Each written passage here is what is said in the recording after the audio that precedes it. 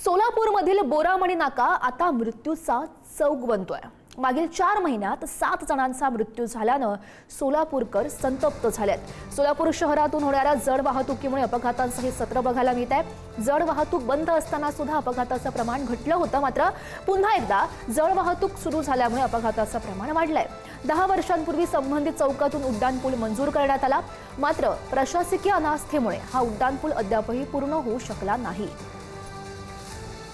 मी सध्या सोलापूर शहरातील बोरामणी नाकाच्या चौकामध्ये आहे आणि हा चौक जो आहे आता मृत्यूचा चौक म्हणून आता या ठिकाणी होत असतानाचं चित्र आपल्याला दिसतंय। त्याचं कारण ही तसंच आहे, गेल्या 4 महिन्यात या बोरामणी नाका चौकामध्ये जे आहे ते 7 जणांचा मृत्यू झाल्याचं चित्र दिसतंय आणि अनेक जण जे आहेत ते मोठ्या प्रमाणात गंभीर जखमी जे आहेत या चौकामध्ये झाल्याचं चित्र दिसतंय।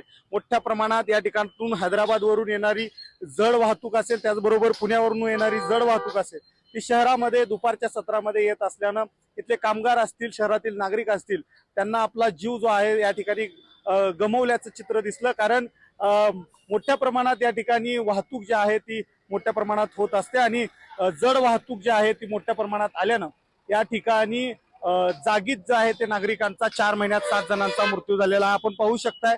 या चौकामध्ये आता प्रशासनाला जाग आलेली आहे। काल देखील मोठ्या प्रमाणात एका व्यक्तीचा जो आहे तो या ठिकाणी मृत्यू झाला, मात्र सर्रास पद्धतीनं जे आहे ते मोठ्या प्रमाणात जड वाहतूक जी आहे ती येत असते आणि काल जे आहे ते या ठिकाणी सिग्नल लावण्यात आलेले आहेत, अतिक्रमण या ठिकाणाचं काढण्यात येतंय। आता कुठे प्रशासनाला जाग आल्याचे चित्र दिसते। गेल्या 10 वर्षापासून या ठिकाणी उड्डाणपुलाची मंजुरी असताना देखील उड्डाणपुलाचं काम जे आहे ते अद्याप झालेलं नाही, त्यामुळं बोरामणी नाका चौक जो आहे तो आता मृत्यूचा चौक म्हणून या ठिकाणी होत असतानाचं चित्र दिसते। अनिकेत गायकवाड, पुढारी न्यूज, सोलापूर।